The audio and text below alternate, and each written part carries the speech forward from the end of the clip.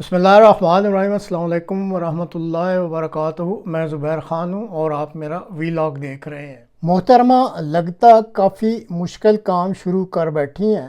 یہ آج کے پروگرام کا موضوع ہے۔ اشبہ کامران ایک تعلیم یافتہ خاتون ہیں جن کا تعلق صحت کے شعبہ سے ہے اور یہ گزشتہ 7 برس سے ٹرمینلی بیمار لوگوں کے لیے سہولیات مہیا کرنے کی فیلڈ میں کام کر رہی ہیں۔ ٹرمینلی بیمار لوگ وہ ہوتے ہیں جن کے صحت مند ہونے کی امید نہیں ہوتی۔ میڈیا رپورٹس کے مطابق انہوں نے حکومت پاکستان کے محکمہ نادرہ کے چیئرمین، جو کہ ایک حاضر سروس فوجی جنرل ہیں، ان کی تعیناتی کے خلاف ہائی کورٹ میں درخواست دی، جو کہ منظور کر لی گئی۔ اب محترمہ نے یہ کیوں کیا، اس کی تفصیلات یا تو وہ خود جانتی ہیں یا اللہ ہی بہتر جانتا ہے۔ بظاہر جس پیشے سے ان کا تعلق ہے، اس فیلڈ کے لوگ آ بیل مجھے مار والی مہم جوئی سے پرہیز ہی کرتے ہیں۔ بہرحال جلد ہی اصل صورتحال سامنے آ جائے گی کہ انہوں نے یہ جو کارروائی کی کس وجہ سے کی۔ اب اپنی پہلی کامیابی کے بعد یہ کچھ اور فوجی جنرلز کی تعیناتیوں کو بھی چیلنج کرنے جا رہی ہیں۔ پہلی درخواست کی کامیابی کے بعد ان کے ساتھ کیا معاملہ ہوا، یہ بھی انہوں نے اپنے اس ایک انٹرویو میں، جو کہ انہوں نے YouTube channel Soch with Masood Raza, اس چینل پہ یہ انٹرویو دیا اور اس میں کچھ تفصیلات بتلائی ہیں۔ اس انٹرویو کا کچھ حصہ چینل کے شکریہ کے ساتھ پیش خدمت ہے۔ ناظرین، اس انٹرویو میں محترمہ نے دعوے تو بڑے بڑے کر دیے ہیں۔ اب دیکھتے ہیں کہ ان کے یہ جو دعوے ہیں کتنے دن چلتے ہیں، کیونکہ پاکستان ایک ایسا ملک ہے جہاں کسی وقت کچھ بھی ممکن ہو جاتا ہے۔ بہرحال ملاحظہ کیجئے اشبہ کامران صاحبہ کی گفتگو۔ کل جب میں باہر نکلی تو مجھے میڈیا سے پتہ چلا کہ کل ایف پی ایس سی کی فیڈرل پبلک سروس کمیشن کے جنرل صاحب، ہاں جی، ان کی ٹھیک ہے۔ اب مجھے ایک بات بتائیں، ابھی آپ نے خود ہی سوال کیا، جنرل منیر اصفر کو لگانے والا پرائم منسٹر آف پاکستان تھا، آئین کس نے توڑا؟ پرائم منسٹر پاکستان نے، ٹھیک ہے، اس پہ کیا لگنا چاہیے؟ آرٹیکل 6۔ پوری کیبنٹ ہے جس نے سرکولیشن کی ہے، کیا لگنا چاہیے ان پہ؟ آرٹیکل 6، ٹھیک ہے جی، آرٹیکل 5 لگے گا تو 6 لگے گا۔ آج کل صبح جس نے یہ آرڈر پاس کیا ہے آن دی ریکویسٹ آف پرائم منسٹر، کس پہ یہ لاگو ہونا چاہیے؟ دونوں میں۔ دوسری بات مجھے بتائیں، جنرل اس میں بھی تھوڑا سا بتا دیں اس کی تفصیل کیا ہے۔ جنرل منیر جو ستی ہیں، ایف پی ایس سی والے ہیں، جنرل ستی نے خود کیا، ٹھیک ہے، جنرل ستی خود آ گئی میں بن گیا ہوں، اے میرے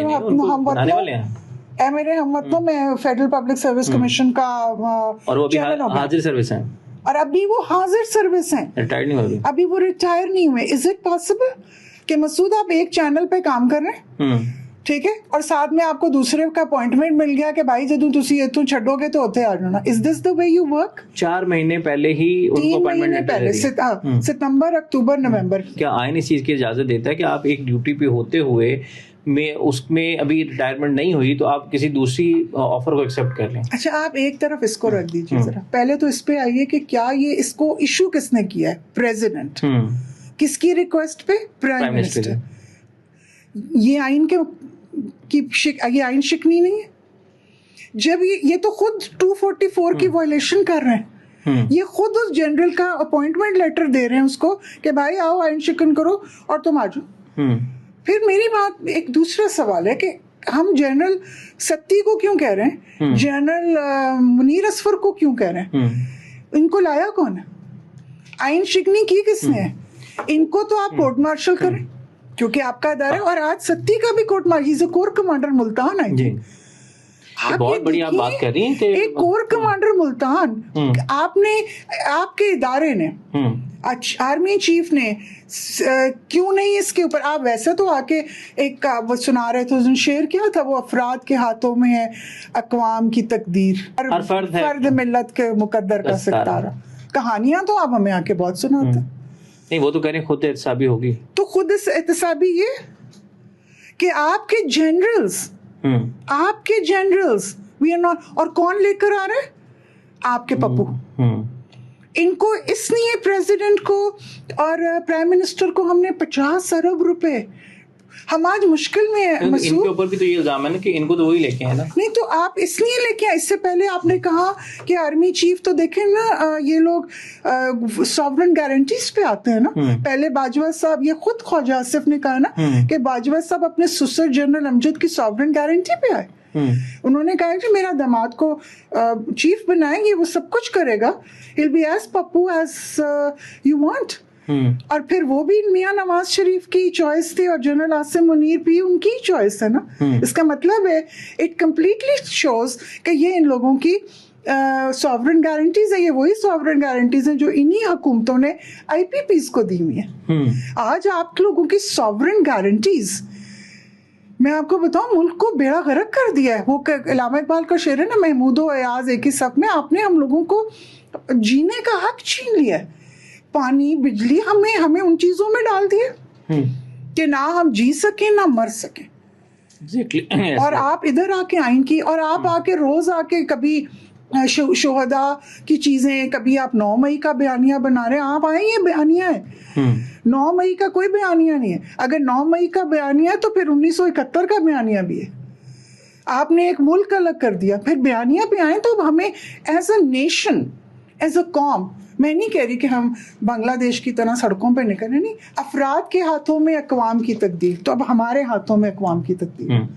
ہم اپنا ملک چلائیں گے. مجھے یہ بتا دیں, جنرل منیر اصفر کا اپوائنٹمنٹ جنرل عاصم منیر نے خود نہیں کیا. مجھے جنرل عاصم منیر سے کوئی غرض نہیں ہے. مجھے پرائم منسٹر انوار کاکڑ نے کیا کیسے. نمبر 1 آپ نے کر دیا. How did general Asim Munir allowed general Munir اصفر to be the chairman of NADRA. آپ کا ایک جنرل اٹھے گا اور کل امریکہ کا فوج میں چلا جائے گا, آپ کو نہیں پتا چلتا. آپ کے ادارے نے اس کو این او سی یا اس کو کوئی این او سی دیا ہوگا یا کوئی انٹیمیشن کیا ہوگا, انٹیمیٹ کیا ہوگا نا کہ آپ you can work. How did you do that? آپ کو نہیں پتا کہ آپ کا ایک سرونگ جنرل ہے. آپ نے 244 پہ 3rd آرٹیکل اوتھ لیا ہوا ہے. آپ ہمیں کیا سمجھ رہے ہیں؟ میں بول رہی ہوں, کل میں نے جو کیا اور کروں گی, آگے بھی کروں گی, میں آنے والے اپنے بچوں کے لیے, کیونکہ میرے اور آپ کے والدین, آپ تو ماشاءاللہ بہت یانگ ہیں, آپ لوگوں کے لیے, ہماری نسل کے نے اس ملک کا بیڑا غرق کیا. اور آئی ایم سوری ٹو سے, میرے والدین نے, انہوں نے ہماری تربیت میں یہ ڈال دیا کہ خاموش رہو, چپ رہو, جو ہو رہا ہے نا آس پاس بس کان بند کر لو, آنکھیں بند کر. لیکن تو اس میں آپ بتا رہی تھی کہ تھریٹس بھی آپ کو ملے, وہ کس طرح کی؟ جی, وہ لیگل ٹیم کے انہوں نے مجھے کال کیا پہلے, اس دن ہیئرنگ تھی. ہی سیڈ کہ جی وہ میڈم میں پہنچ نہیں سکا تو آپ سے ملنا ہے. میں نے کہا جی مل لیتے ہیں. تو میں گارڈن ٹاؤن کے قریب رہتی ہوں. میں نے ان کو کہا جی میں نے گھر تو نہیں بلانا, کورٹ میں آپ ہیں نہیں, آ جائیں گارڈن ٹاؤن میں ایک ریسٹورینٹ ہے, کافی شاپ, ادھر بیٹھ جاتے ہیں. ہم وہاں بیٹھے. انہوں نے مجھے 1 گھنٹہ میٹنگ ہوئی. 1 گھنٹے میں انہوں نے میرے بارے میں مجھے وہ سب کچھ بتایا جو مجھے نہیں پتا تھا. اچھا. انہوں نے یہاں تک مجھے بتایا کہ آپ کے مطلب وہ سب کچھ بتایا. میں آپ کو کیا کیا بتاؤں اپنے بارے میں. آپ کے بیٹے ہیں, آپ کے بچے یہاں آئے, اور اچھا آپ کے یہ بچے ہیں, وہ بھائی یہاں آئے, بہن وہاں آئے, پورا. پھر انہوں نے کہا کہ آپ تو بڑی خاندانی ہیں, آپ کے تو والد وہاں تھے, آپ کے فلاں, مطلب انہوں نے میرے گڑے میں بھی رشتے نکال دیے. انہوں نے کہا یہ ریٹ, میں نے کہا وہ تو سب ٹھیک ہے لیکن آپ چاہتے کیا؟ انہوں نے کہا آپ یہ ریٹ پٹیشن آپ اس لیے نہیں کیونکہ ورنہ آندہ آپ کے لیے یہ بہت مشکل کا ہوگا. میں نے کہا میں لے لیتی ہوں, ابھی چلیں. اور مجھے یہاں تک انہوں نے آفر کی کہ آپ آ جائیں, ہمیں آپ جیسے لوگ چاہیے, آپ نادرا میں, ہم آپ کو ایک بہت اچھی پوسٹ بھی دے دیں گے. اچھا, نوکری بھی آفر ہوگی. ہاں, انہوں نے مجھے کہا کہ آپ میرے ساتھ لیگل ٹیم کے ساتھ مل کے آپ ایک کام کرتے ہیں, اور you know we would really, آپ کو آفس ہوگا, یو نو بڑی, انہوں نے مجھے ایک بڑی چاند تارے دکھائے نادرا کے لیے. میں نے کہا جی میں صبح ہی وڈرا کر لیتی ہوں.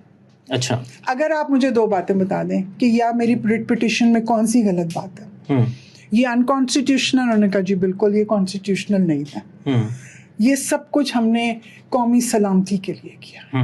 اور میں نے کہا وہ کیا ہوتی ہے؟ انہوں نے کہا قومی سلامتی ہے کہ اگر یہاں پر کوئی سویلین ہیڈ آئے گا تو یہ ملک کی بربادی ہے, تو جب وہ ملک کو بیچ دے گا.